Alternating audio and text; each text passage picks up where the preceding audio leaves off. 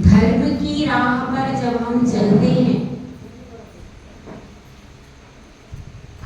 अपने अपने सफर पर हम सब चल रहे हैं। पहला कदम उठाया था, दाहिना पैर किसका प्रतीक था? निशंकित अंग का प्रतीक था दाहिना पांव। उसके बाद आ गया बायां पांव। बायां पांव प्रतीक किसका था? निकांक्षित अंग का। जब वह उठता है तो किसी भी प्रकार की अपेक्षा नहीं करता। बायां पैर उठता है, जैसे दायां पैर उठ जाता है अपने आप बायां पैर उठ जाता है, उसमें कोई इच्छा नहीं होती। उसके बाद तीसरा अंग कौन सा है? निर्विचिकित्सा चिकित्सा अंग, यानी ग्लानि नहीं करना। यदि आप ग्लानि करोगे तो क्या हो जाएगा? तो फिर आप धर्म के मार्ग पर बढ़ नहीं पाओगे, क्योंकि धर्मात्मा पुरुषों में इस शरीर में 5 करोड़ से अधिक रोग हैं। 5,68,984 ऐसा कुछ है अंग। तो उतने रोग हैं इस शरीर में। तो रत्नत्रय के धारी जब साधना करने जाते हैं तो कोई ना कोई रोग उनके शरीर को आक्रांत कर देता है। इसलिए क्या करो? ग्लानि नहीं करो। दोनों पैर के ऊपर क्या होता है? पिछला हिस्सा, जिसको नितंब कहा जाता है। निर्विचिकित्सा चिकित्सा अंग का कौन सा है? निर्विचिकित्सा चिकित्सा अंग का उदाहरण किस अंग से दे सकते हैं? नितंब से। क्योंकि जिस प्रकार से रोज हम अपनी अशुचिता को दूर करते हैं कि नहीं? उसमें ग्लानि करते हैं क्या? नहीं। लेकिन वह नितंब नहीं है इसका उदाहरण। इसका उदाहरण क्या है? बायां हाथ। बायां हाथ इसका उदाहरण है। लेकिन हम अशुचिता कहां से दूर करते हैं? निचले हिस्से से। निचले हिस्से से अशुचिता दूर करते हैं, पर इसके बाद भी अशुचिता को दूर करने का कार्य कौन करता है? बायां हाथ। इसलिए उसका उदाहरण दिया जाता है। जिस प्रकार आप बाएं हाथ से अपनी अशुचिता को दूर करने में कभी भी ग्लानि नहीं करते हैं क्या? अगर छोटा पप्पू हो तो उसको भी हटा देते हैं। तो इस तरह से, इसलिए अब कौन से अंग हो गए? दायां पैर, इसका निशंकित अंग का प्रतीक। बायां पैर निकांक्षित अंग का प्रतीक, और बायां हाथ किसका प्रतीक हो गया? निर्विचिकित्सा चिकित्सा अंग का प्रतीक। अब इसके बाद एक और बात आती है। वह क्या बात आती है?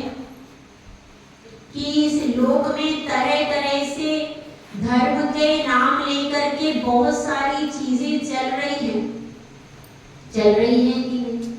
बहुत सारी चीजें धर्म के नाम पर लोग चला रहे हैं और चल रही है। कुछ तो लोग अपने स्वार्थ की खातिर भी चला रहे और कुछ अपने आप चल रहे। तो उन सब चीजों को क्या कहते हैं? उन सब चीजों के बारे में इस अगली कारिका में, अगले अंग में आचार्य समंतभद्र स्वामी सचेत कर रहे हैं कि उनको यदि आप करोगे तो आप क्या हो जाओगे?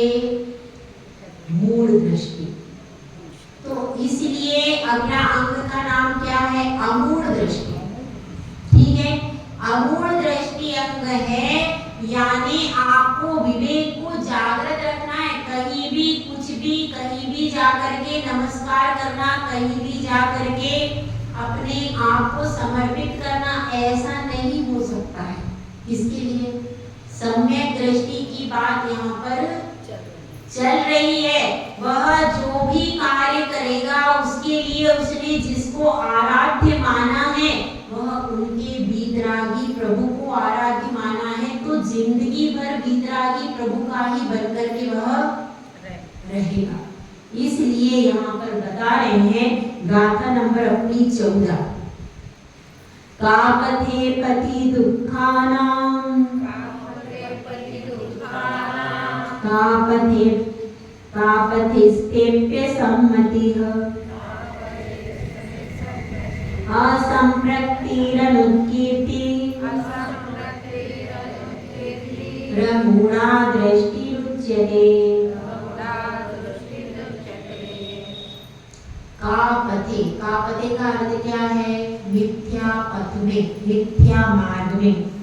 पथि दुखाना, अगर कोई मिथ्या मार्ग का पथिक बन जाता है तो उसको क्या मिलता है? दुख ही दुख मिलेगा, कभी भी सुख मिलने वाला नहीं। अब आप कहोगे कि मिथ्या दृष्टि भी है, उनके पास धन भी है, उनके पास स्त्री भी है, तरह तरह की चीजें बहुत सारी दिखाई दे रही हैं, वर्तमान में दिख रही है कि नहीं दिख रही? कितने मिथ्या दृष्टि बहुत सारे हैं। यहाँ पर तो जैन समाज बहुत थोड़ा है। जब नेमिनाथ भगवान की बारात गई थी तो 56 करोड़ तो बाराती थे, तो कुल जैन कितने होंगे उसकी संख्या तो अलग निकालो। लेकिन अब क्या स्थिति है? अब अपने कितने बहुत कम है, सब लोग मिथ्या मार्ग पर ही जा रहे हैं।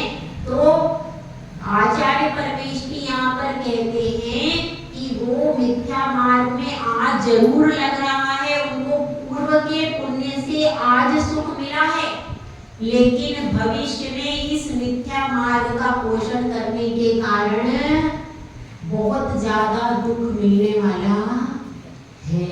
इसलिए इस बात को समझना, कापथे पति दुखाना, यह जो मिथ्या मार्ग है, मिथ्या पथ है, यह दुखों का घर है। और कापथे स्तेप्य सम्मति, इसलिए इसमें सम्मति भी नहीं देना। कोई अगर जा रहा है कहीं पर, कोई अगर कहीं पर जा रहा है किसी और देवी देवता के पास में, तो आप उसको ये नहीं कहना कि भैया बहुत अच्छा है, तुम जाकर के वहां पर पूजा अर्चना करो। ऐसा यदि आपने कह दिया तो आपकी सम्मति हो गई। उसकी सराहना भी नहीं करना, अच्छा है तुम वहां पर चले गए थे, तुमने जाकर के यह कार्य कर दिया, यह बहुत अच्छी बात है, ऐसा भी नहीं कहना। क्योंकि कृत कार्य और अनुमोदना से समान पाप और पुण्य का बंध होता है। अगर कोई आहार ले रहा है, यदि आपने उसकी अनुमोदना कर ली तो आपको भी समान हो जाएगा। इस चीज को समझना, उसमें पुण्य आपको मिलेगा। इसलिए पाप में भी ऐसा ही होता है। कोई अगर गलत काम करने को जा रहा है, होटल में खाने के लिए जा रहे हैं, और आपके बच्चे होटल में खाने के लिए जा रहे हैं, आप कहते हैं अरे जल्दी जाओ, कोई पिक्चर देखने जा रहा है, अरे जल्दी चले जाओ, जल्दी तैयार हो जाओ, जल्दी से चले जाओ। क्या होगा उसमें? वो जो पाप पूर्ण चित्र देखेंगे, उनके मन में जो विकार बनेंगे, उस सब में आपकी क्या हो गई? अनुमोदना हो गई। इसी प्रकार से मिथ्यात्व के मार्ग पर कोई जा रहा है, कहीं पर मिथ्या दृष्टि गुरुओं के भी बहुत सारी क्या आती हैं, इसमें मोबाइल में आते प्रवचन आदि, गीत संगीत भी आते, उनके भजन भी आते तरह तरह के। तो उन भजनों को आप सुनते हो, उन प्रवचनों को आप सुनते हो, तो क्या हो जाएगा? कितना अच्छा बोलते हैं, हाँ कितने अच्छे लग रहे हैं, कितना अच्छा बोलते, अपने महाराज को अच्छी बोलते नहीं, कितना अच्छा बोल रहे हैं, उनकी गाय, उनका गला कितना मधुर है। अब आपको पता है अपने महाराज कितनी बार पानी पीते हैं, वो कितनी बार पीते हैं, और वो कितनी बार भी कुछ भी ऐसा चीज यूज कर सकते हैं जिससे उनका गला खुल जाए। लेकिन अपने यहाँ क्या है? तो यहाँ से ज्यादा सुरीला, यहाँ से ज्यादा देखने में सुंदर वो लगेगी। क्यों? क्योंकि यहाँ तो शरीर को तोड़ने की पूरी बात है। यहाँ तो आपने दीक्षा ली, अब तो शरीर को इग्नोर करना है, और वहां तो वो मेकअप भी कर लेते।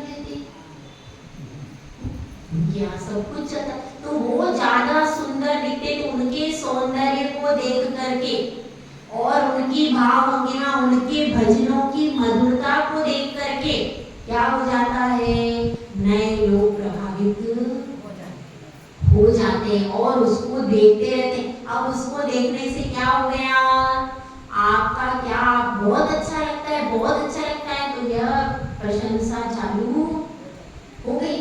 और आप अगर ज्यादा जुड़ गए तो उनके जहाँ पर उनके स्थान है वहां पर आना जाना भी चालू हो गया और फिर पूरी तरह से मिथ्यात्व में अंदर चले गए। इसलिए सम्मति भी नहीं देना, क्योंकि एक भी आपने थोड़ा सा भी कदम उठा लिया तो क्या होगा, धीरे धीरे बढ़ते बढ़ते फिर उसी रास्ते पर यदि चले गए तो भैया इस रास्ते पर बड़ी मुश्किल से आए हैं, अनादिकाल से वहीं थे, अब आए हैं बड़ी मुश्किल से।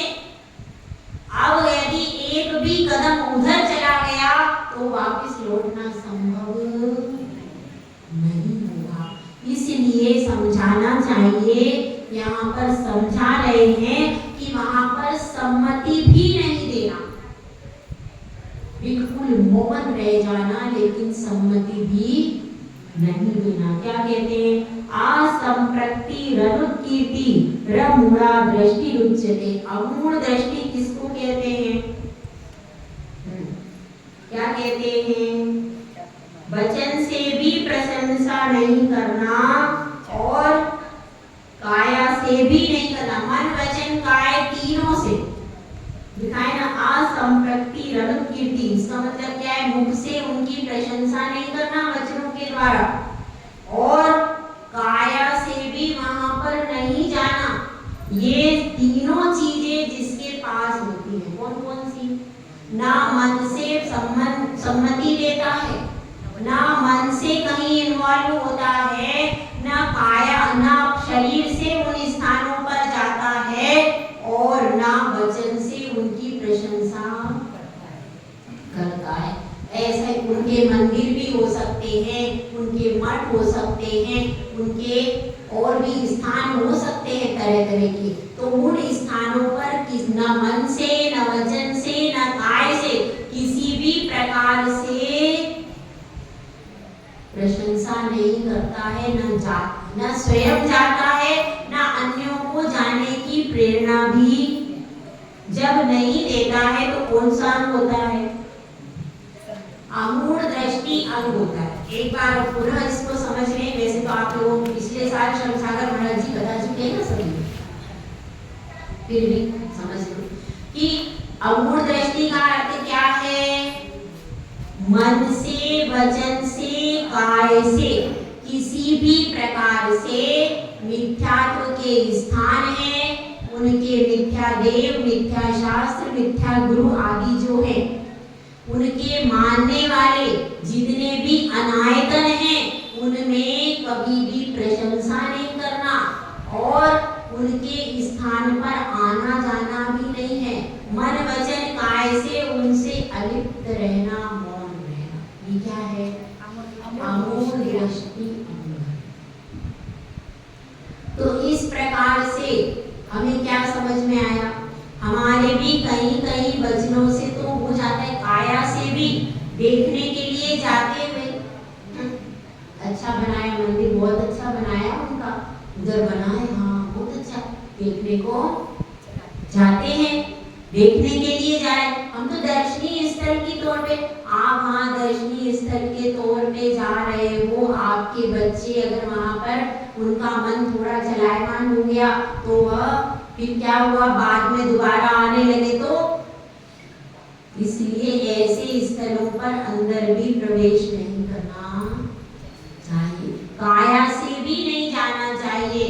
दर्शनीय के लिए आप वहां पर पैर भी रखते हैं तो आपको दोष लगता है, इसमें सम्यक में, जो आपके पास हीरा है सम्यक का, यदि उन अनायतनों में आप प्रवेश भी करते हो तो आपको दोष लगता है सम्यक दर्शन में, क्योंकि ऐसे अनायतन में आप गए, वहां पर कैसी क्रिया होती है, सारी मिथ्यात्व की क्रिया होती है, और वहां पर पूरा राग रागद्वेष का कारोबार है, उस स्थान पर जाने से ही आपको दोष लगता है। इसलिए मिथ्यात्व के उन स्थानों पर आना जाना भी नहीं चाहिए। और मुख्य बात क्या है, यहाँ पर बचा रहे, सचेत कर रहे हैं कि मिथ्यात्व जो है वो कभी भी बहुत चुपके से आ सकता है, चुपके से वो आ सकता है, लेकिन फिर जाएगा कब, उसका अता पता नहीं है। इस संबंध में एक बहुत अच्छी कथा आती है, इसकी रेवती रानी की। तो और अब और थोड़ा सा सुन लीजिए कि हम लोग मूढ़ दृष्टि किस प्रकार से करते हैं। आप लोग 52 गजा गए थे, और कौन गया है? 52 गजा सब जाते हैं। वहां पर जब अपन चढ़ते हैं तो कुछ पत्थर जमे जमाए मिलते हैं, देखा क्या किसी ने? जब हम 52 गजा में जाते हैं तो साइड में कुछ पत्थर अच्छे से जमे हुए मिलते हैं, देखा क्या किसी ने? देखा है? देखा है। तो वहां पर लोग क्या सोचते हैं कि यहाँ पर पत्थर जमाने से कुछ होता है, इसीलिए एक ने स्टार्ट किया, सब वहां पर पत्थर जमा जमा करके आगे जाए। ये क्या है? बिना सोचे समझे कोई क्रिया इस प्रकार से करते हैं, तो ये क्या हो जाएगी? ये मूर्खतापूर्ण कार्य है कि भाई यहाँ पर पत्थर जमाने का, एक ने जमा दिया तो सब जने वहां शुरू हो गए, ऐसे कार्य करते हैं। तो ये सब क्या है? ये सब मूर्खतापूर्ण कार्य है। तो ऐसे ही रेवती रानी की कथा सुनिए। रेवती रानी की कथा शुरू होती है, विजयार्ध पर्वत पर मेघकूट नामक नगर था, और वहां पर एक क्या था? राजा था। उसने अपने चंद्रशेखर पुत्र के लिए राज दे दिया, और राज्य देने के बाद वह क्या हो गया? गुप्ताचार्य के समीप जाकर के क्षुल्लक बन गया। अब जब वह क्षुल्लक बन गया तो उसने कुछ विद्याएं अपने पास में रख ली थी, क्योंकि वो था कहाँ का? विद्याधर था। कुछ विद्याएं अपने पास में रख ली और वह दीक्षित हो गया। तो पहले ऐसा होता था कि क्षुल्लक जी है वो विद्याएं रख लेते थे, तो अब विद्याएं रख लेते थे। अब क्या होता है? वहां पर एक घटना घटती है कि गुप्ताचार्य जो वह दक्षिण मथुरा, उत्तर मथुरा से वह दक्षिण मथुरा की ओर जाता है, तो गुप्ताचार्य जो उसके आचार्य थे उनसे पूछते हैं कि वहां पर दक्षिण मथुरा की ओर जा रहा हूँ, तो वहां किसी को कुछ संदेश देना है क्या? तो आचार्य क्या कहते हैं? आचार्य कहते हैं एक सुव्रत नामक मुनिराज हैं, उनको क्या कहना? उनको आशीर्वाद कहना। और एक वरुण राज है वहां पर, वरुण राज की रानी रेवती को क्या कहना? आशीर्वाद कहना। अब जब यह दोनों बातें हो जाती हैं तो वह सोचते हैं कि वहां पर एक भव्य सेन नामक मुनिराज भी है, तो उनके लिए गुरुदेव ने कुछ नहीं कहा, इसलिए अब वह वहां पर दक्षिण मथुरा की ओर जाते हैं। दक्षिण मथुरा में जाते हैं, वहां पर सुव्रत मुनि के लिए यथा योग्य कहते हैं, तो वो बहुत प्रसन्न होते हैं और बहुत वात्सल्य भाव दिखाते हैं। उसके बाद कहाँ जाते हैं? अभव्य मुनिराज के पास में, भव्यसेन मुनिराज के पास में जाते हैं। भव्यसेन मुनिराज के पास में जाते हैं तो उनकी प्रवृत्ति देख करके उनको कुछ संशय होता है, और परीक्षा करने के लिए वे जो शौच क्रिया के लिए महाराज जी जा रहे थे, तो क्या करते हैं? मार्ग पर कोमल अंकुर बिछा देते हैं। जब वे कोमल अंकुर बिछा देते हैं तो मुनिराज से कहते हैं, आगम में इसे जीव कहाँ है? सचेत भी करते हैं, लेकिन वे सचेत नहीं हो पाते। फिर क्या करते हैं? तालाब में फिर कमंडल का जल सुखा देते हैं, तो वे तालाब के पानी से और मिट्टी से शुद्धि करते हैं। इन सब क्रियाओं को देख करके वे समझ जाते हैं कि गुरुदेव ने इनके लिए कोई भी समाचार क्यों नहीं कहा, और वहां से जाकर के कहाँ जाते हैं, अब वहां से पहुंचते हैं महारानी रेवती के पास। रेवती के पास पहुंचने से पहले वे एक विशेष परीक्षा लेते हैं और परीक्षा के लिए क्या करते हैं, पूर्व दिशा में ब्रह्मा का रूप बनाते हैं। ब्रह्मा का रूप बना लेते हैं। जब ब्रह्मा का रूप बना लेते हैं, पूरे दक्षिण मथुरा के जितने भी लोग थे उस रूप को देखने के लिए जाते हैं। जो वरुण राज था वह रानी रेवती से कहता है कि तुम भी देखने को चलो, देखने में क्या हर्ज है। तो वह कहती है मैं तो किसी को ब्रह्मा मानती नहीं, ब्रह्मा तो कोई है ही नहीं, सृष्टि को तो किसी ने बनाया ही नहीं है, तो ब्रह्मा कौन है, मैं तो उसको जानती नहीं हूँ, तो देखने के लिए क्यों जाऊं, इसलिए वो नहीं जाती। ठीक है, उसके बाद क्या होता है, अब वह 2-3 दिन रख करके अपनी माया समेट लेता है। उसके बाद क्या होता है, दक्षिण दिशा में नारायण का रूप बनाता है। शंख है, पद्म है, सुदर्शन चक्र है हाथ में, और जैसे नारायण होते हैं वह नारायण का रूप बना करके अब कहाँ रहता है, दक्षिण दिशा में आ जाता है। जब अब उसकी भी क्या हो जाती है, देखो एक के बाद एक देवता प्रकट हो रहे, नगरी का विशेष पुण्य आ गया। तो अब क्या होता है, ये लोग सब देखने के लिए जाते हैं। राजा वरुण राज फिर आता है रेवती के पास में कि चलो नारायण होते हैं ना, नारायण तो तुम्हारे दिन धर्म में होते हैं, चलो नारायण देखने के लिए चलो। वो कहती है नहीं, नारायण तो 9 ही होते हैं और वो तो हो चुके हैं, अब ये तो कोई मायावी है, मैं तो नहीं जाऊंगी। जब इस तरह से कह देती है तो फिर देखो, फिर तीसरे दिन फिर क्या होता है, 1-2 दिन के बाद फिर से देखो पश्चिम दिशा में कौन है, शंकर जी। जटाजूट में से गंगा निकल रही है और डमरू बज रहा है। बैल पर क्या है, बैल पर बैठे हुए हैं, मृग छाल को पहने हुए हैं, ऐसे कौन है, शिव जी।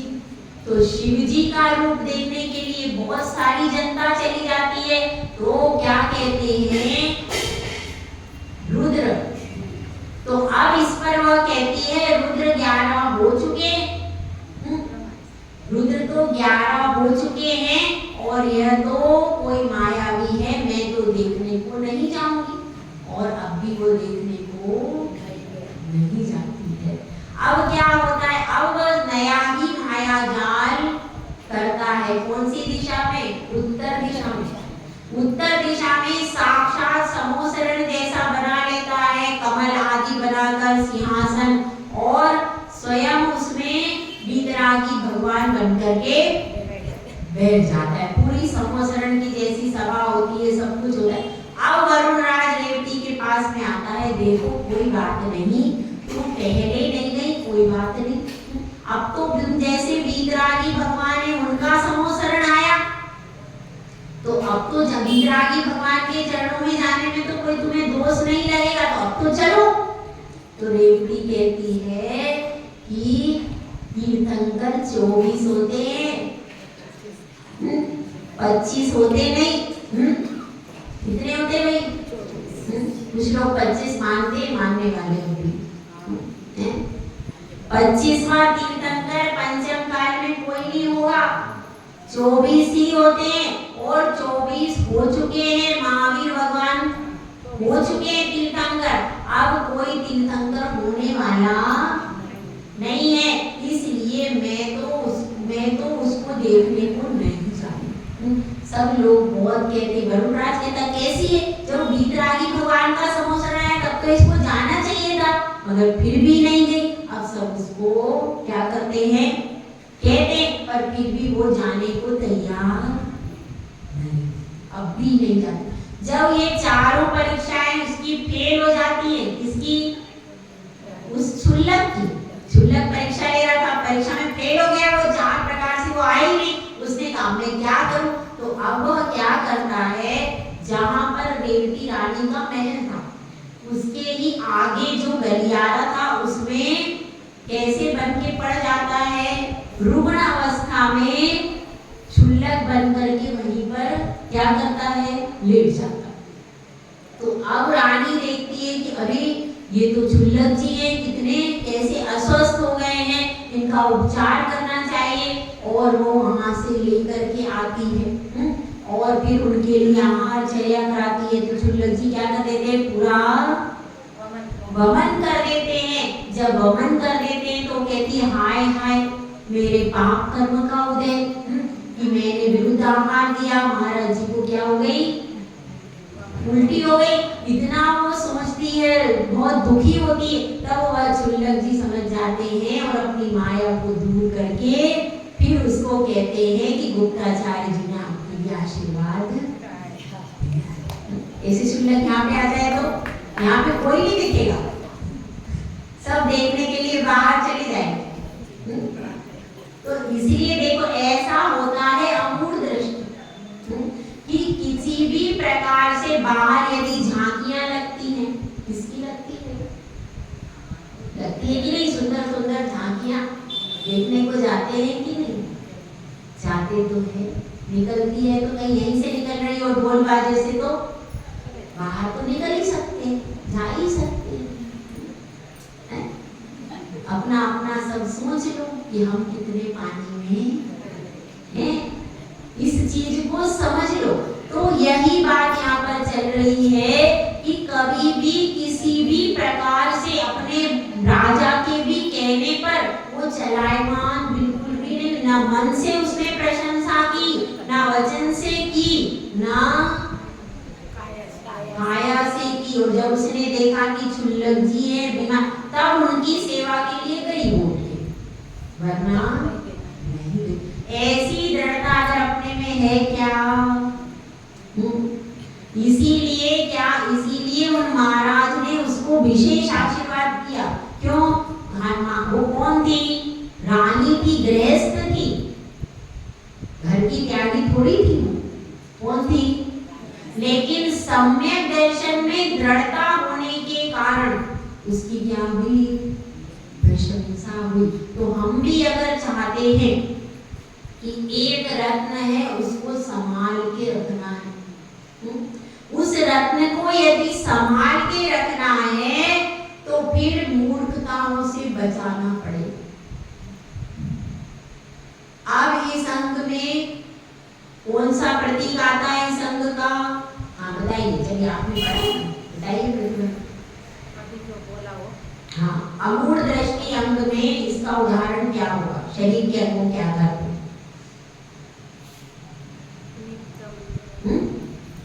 क्या होता है,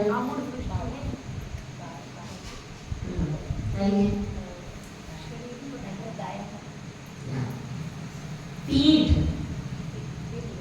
कोई भी इस तरह की मायावी शक्ति दिखे तो उसकी तरफ दृष्टि नहीं करना, उसकी तरफ पीठ करके निकल जाना। पीठ अमूढ़ दृष्टि मतलब अगर कोई मूर्खतापूर्ण चीजें अपने को दिखे, अन्य मिथ्यात्व का पोषण करने वाली चीजें दिखे तो उसको फ्रंट नहीं देना, उसको पीछे से पीठ कर देना उसकी तरफ, तो क्या हो जाएगी। तो इस पीठ का जिस तरह से अपने को कोई चीज देखना नहीं होती तो अपन क्या करते हैं, पीठ करके बैठ जाते। तो इसी तरह से ये सब, इस सब का अपने को पोषण नहीं करना तो उसकी तरफ पीठ दे करके बैठ जाते। तो उससे क्या होगा, यह अमूढ़ दृष्टि अंग का प्रतीक है, इसका उदाहरण है। इसके द्वारा अपन क्या कर सकते हैं, अपने परिणामों को स्थिर कर सकते हैं। तो हम सब अपने परिणामों को स्थिर करें। जय बोला जय सुंदर सागर महाराज की जय।